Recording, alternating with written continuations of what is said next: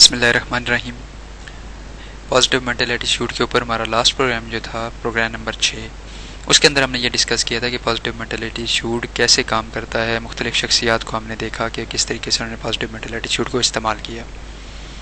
آج ہمارا جو پروگرام ہوگا بیسیکلی وہ ہوگا میکنگ آف پازیٹیو مینٹل ایٹیچیوڈ۔ یہ پازیٹیو مینٹل ایٹیچیوڈ بنتا کیسے ہے؟ جیسا کہ ہم سارے جانتے ہیں کہ ہمارے جو ہاتھ، پاؤں، آنکھیں، ہماری زبان، ہمارا دیکھنا، سننا، سوچنا، لاسٹ پروگرام میں بھی ہم نے ڈسکس کیا تھا، یہ سارا کچھ ہمارے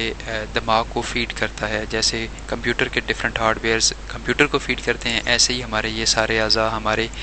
دماغ کو فیڈ کرتے ہیں۔ اور ہمارے دماغ کے بنیادی طور پر دو حصے ہوتے ہیں، ایک کو ہم شعوری دماغ کہتے ہیں، کانشیس مائنڈ، اور دوسرے کو لاشعوری یا سب کانشیس مائنڈ۔ ہماری جتنی بھی فیڈنگ ہوتی ہے، ہمارا جو بھی معلومات ٹریول کر کے پہنچتی ہیں، وہ ساری کی ساری ہمارے شعوری دماغ تک پہنچتی ہیں۔ وہ دماغ جو جاگ رہا ہوتا ہے، جو کام کر رہا ہوتا ہے، جو ریفلیکسز کو کنٹرول کرتا ہے، یہی شعوری دماغ جو ہوتا ہے یہ ہب ہے ساری ایکٹیویٹی کا، جو کچھ بھی ہم انٹینشنلی کر رہے ہوتے ہیں۔ اور وہ جتنے کام جو ہم ان انٹینشنلی کرتے ہیں، جو ہمارے پروگرام میں فیڈ ہوتے ہیں، اس کی مثالیں ہم بعد میں دیں گے، وہ سارے کے سارے لاشعور کے تحت آتے ہیں۔ ہماری سوچ، جس کو ہم نے لاسٹ ٹائم بھی ڈیفائن کیا تھا کہ یہ بیسیکلی سافٹ ویئر ہوتا ہے۔ ہم کوئی بھی چیز جو سوچتے ہیں، کنٹینیوسلی سوچتے ہیں، کوئی بھی چیز جو ہمارے اوپر طاری ہو جاتی ہے، ہمارے اوپر حاوی ہو جاتی ہے، ہم اوبسیسڈ ہو جاتے ہیں اس کے ساتھ، وہ چیز ہماری شدید ترین خواہش بن جاتی ہے۔ وہ تمام خواہشات، وہ تمام مجبوریاں، وہ تمام ڈر، چاہے اس کو پازیٹیو لیں یا اس کے نیگیٹو لیں، وہ چیز جو ہمارے اوپر حاوی ہو جاتی ہے وہ ہمارے سب کانشیس مائنڈ کا حصہ بن جاتی ہے۔ تو اس کا مطلب یہ ہوا کہ اگر ہم کسی بھی چیز کو اپنے سب کانشیس مائنڈ کو فیڈ کرنا چاہتے ہیں، ہم چاہتے ہیں کہ یہ چیز ہمارے سب کانشیس مائنڈ کا حصہ بن جائے، تو ہمیں اس کو بار بار سوچنا پڑے گا، اس کے بارے میں بات کرنی پڑے گی، اس کے بارے میں خواب دیکھنے پڑیں گے، اس کے بارے میں جتنا کچھ کیا جا سکتا ہے مینٹلی، سائیکولوجیکلی، وہ کرنا پڑے گا۔ اور یہ بنیادی طور پر سب کانشیس مائنڈ ہی ہوتا ہے جس کے اندر اللہ تعالیٰ نے یہ ایبلٹی رکھی ہے، یہ قابلیت رکھی ہے کہ یہ جب کسی بھی چیز کو سیریس لے لیتا ہے، جب کوئی چیز اس کے اندر فیڈ کر دی جاتی ہے، یہ اس سے قطع نظر کہ وہ چیز پازیٹیو ہے یا نیگیٹو ہے، یہ اس کا آپ کو ایک حل دیتا ہے۔ تو جیسے ہم سارے جانتے ہیں کہ کائنات کے اندر ہر چیز انرجی اور میٹر ہے، اور انرجی اور میٹر جو ہیں وہ انٹر کنورٹیبل ہیں۔ تو اگر ہم یہ کہیں کہ ہماری سوچ جو ایک انرجی کی ایک فارم آف انرجی ہے، انرجی کی ایک صورت ہے، وہ جب سب کانشیس مائنڈ میں جاتی ہے تو وہاں سے وہ ایک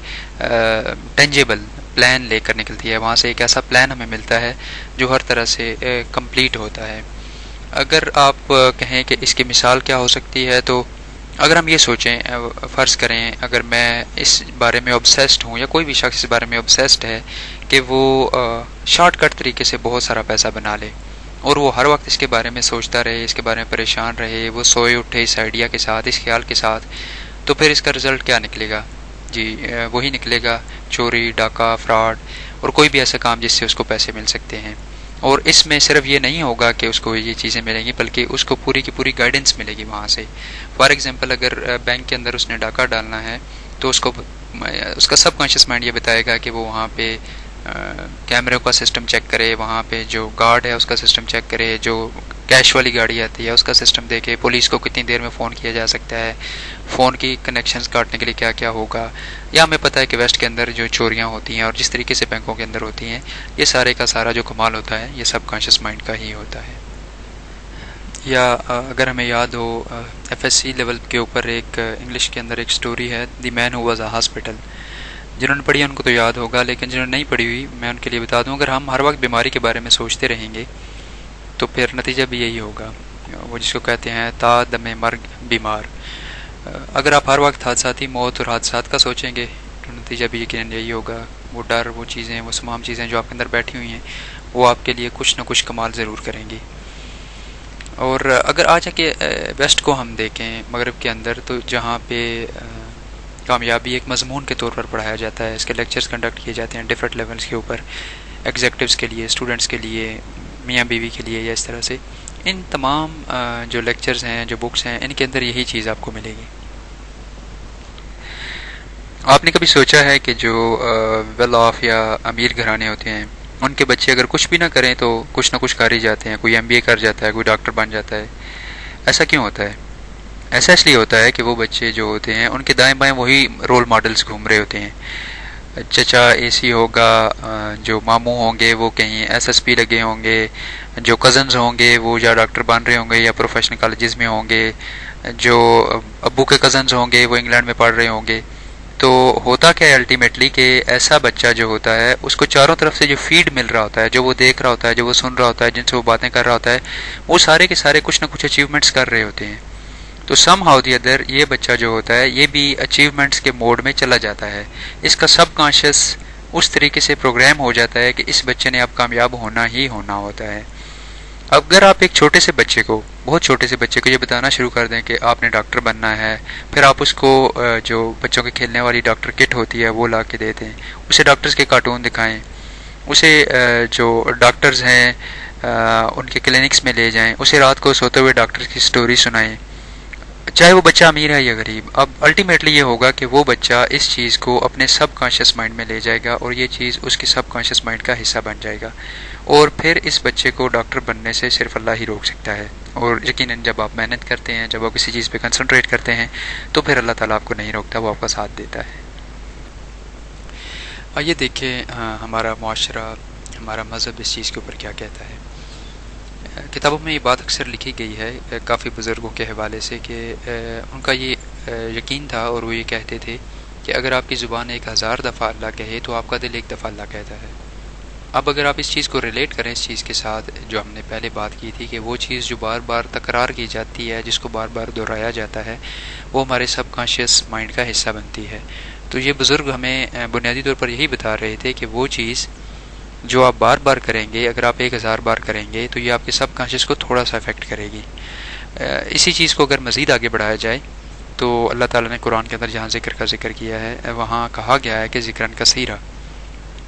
باقی کسی چیز کے ساتھ شاید کثیرہ کا ورڈ استعمال نہیں کیا گیا کسی عبادت کے پہلو کے ساتھ، کسی اور عبادت کے ساتھ، تو کثیرہ کا لفظ جو ہے وہ اسی کے ساتھ استعمال کیا گیا ہے، اور اس کی جو لاجک بنتی ہے، جو اس کی وجہ بنتی ہے وہ بھی یہی ہے کہ جب آپ بہت زیادہ ذکر کریں گے تو آپ کے جو آپ کا سب کانشیس مائنڈ ہے وہ اسی طریقے سے پروگرام ہو جائے گا۔ اسی طرح اگر ہم اپنی نمازوں کو دیکھیں، اب آپ نماز کو دیکھیں، جو بھی نماز آپ پڑھتے ہیں اس میں 90% جو نماز ہوتی ہے وہ تو وہی ہوتی ہے، وہی ثنا ہم پڑھتے ہیں، وہی الحمد شریف پڑھتے ہیں، رکوع اسی طرح ہوتا ہے، سجدہ وہی ہوتا ہے، اتحیات وہی ہوتی ہے، اور عام طور پہ ہمیں دعائیں یاد کروائی جاتی ہیں، وہی سبحان اللہ 33 دفعہ، الحمدللہ 33 مرتبہ، اللہ اکبر 34 دفعہ۔ اگر آپ دیکھیں قرآن تو وہی ہے۔ اب اگر اللہ کسی کو توفیق دیتا ہے وہ روزانہ ایک پارہ پڑھتا ہے، ہر روز ایک پارہ پڑھتا ہے، تو وہ مہینے میں قرآن کو جو ہے وہ ختم کر لیتا ہے۔ اب صحابہ کرام کے زمانے میں تو یہ 7 منزلیں جو مقرر ہوئی تھی، کیونکہ جو اکثریت صحابہ کی تھی، بہت بڑی اکثریت، وہ تو ایک دن ایک منزل پڑھتی تھی، تو اس طرح سے وہ قرآن کو 7 دنوں میں ختم کرتے تھے۔ اب عربی تو صحابہ کرام کی اپنی زبان تھی، محمد صلی اللہ علیہ وسلم وہاں پہ موجود تھے، اگر اس کو صرف سمجھنا مقصد ہوتا تو وہ خود سمجھ لیتے، یا جو چیز رہ جاتی وہ اپنے ٹیچر سے، محمد صلی اللہ علیہ وسلم سے سمجھ لیتے، لیکن اس کو بار بار پڑھنے کی لاجک یہی تھی۔ نماز کو بار بار پڑھنے کی دن میں 5 دفعہ، اور وہ لوگ جن کو اللہ توفیق دیتا ہے وہ اگر نفلی نمازیں پڑھیں